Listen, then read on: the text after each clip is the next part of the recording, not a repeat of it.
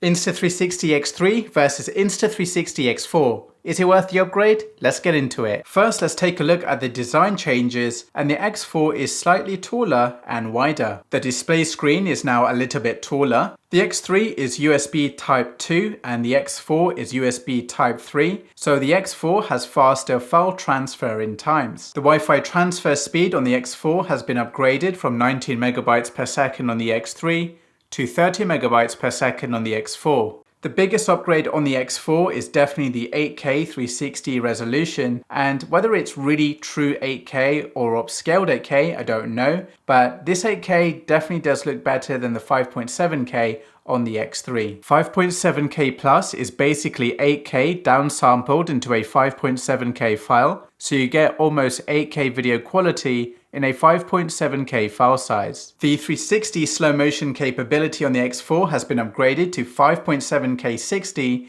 and 4K 100 frames per second. The 360 photo resolution on both cameras is still the same at 72 megapixels, but the X4 has in-camera PureShot processing, which will output a raw light quality JPEG photo. The X3 will let you take raw HDR bracketed photos, and the X4 will not. So for virtual tours, it's the X3 that's going to give you the best virtual tour photos. In single lens video mode, the X4 has been upgraded from 4K 30 frames per second on the X3 to 4K 60 on the X4. Freeframe video mode is brand new on the X4, and this will allow you to capture single lens video with 360 horizon lock stabilization, and in editing you can choose any aspect ratio of your choice. In MeMode, the X4 has been upgraded from 1080p 60 on the X3 to 2.7K 120 frames per second on the X4 and 4K 30 frames per second. In bullet time mode, the X4 has been upgraded from 4K 120 on the X3 to 5.7K 120 frames per second on the X4, and in 3K resolution, it has been bumped up to 240 frames per second. In time-lapse video mode, the X4 can now shoot up to 11K time-lapses from 8K time-lapses on the X3. In Timeshift video mode, the X4 can now shoot up to 8K time shifts compared to 5.7K on the X3. The X3 has no thread on the lens to attach a lens guard securely, so you have to stick one on instead, which can fall out very easily, but the X4 does have a threaded lens, so you can screw on a lens guard securely, which is much safer than sticking one on.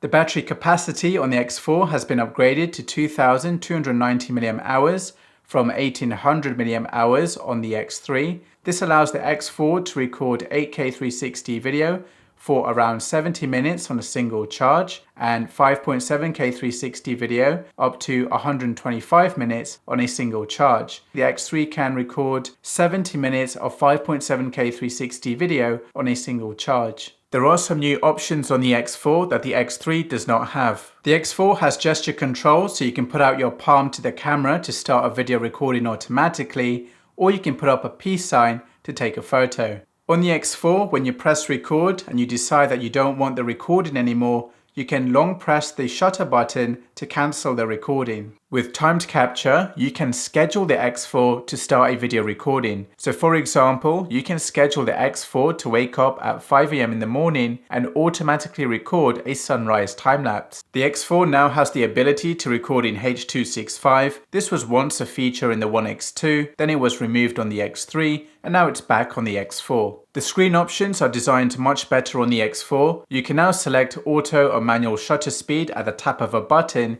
instead of the long scrolling on the X3. A new feature in the Insta360 app is the ability to go live in 360 and reframed 360. This was a feature once available for the One X back in 2018, but it's now available for the X4 and the X3. Another recently added feature is the ability to control your X4 and X3 using an Apple Watch. In the box, the X4 does come with standard lens guards and the X3 does not. Reasons to go with the X3. Reason number one, if you're already invested in the X3 and all the accessories, batteries, the fast charging hub and the invisible dive case, you're going to have to sell all those accessories because they are not compatible with the X4. So it's quite a big investment. If you're making shorts for social media, then your audience is not going to tell the difference between X3, One RS, One X2, or X4 footage. Reason number 2 to stick with the X3 is for virtual tours. The X4 does not have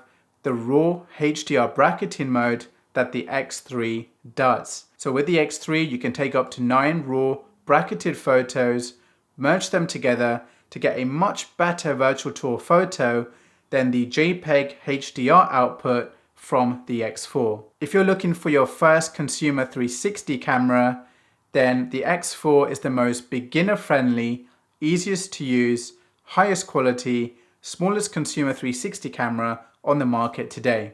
If you're looking to do client work, go with the X4 because the 8K 360 video quality has more detail, more dynamic range, and is less noisy than the 5.7K 360 video on the X3. So if you're looking to buy the X4, I've included an affiliate link in the video description, and this will take you to the Insta360 store, and sometimes Insta360 will give you a free gift when using the affiliate link. So check it out to see which free gift they are giving.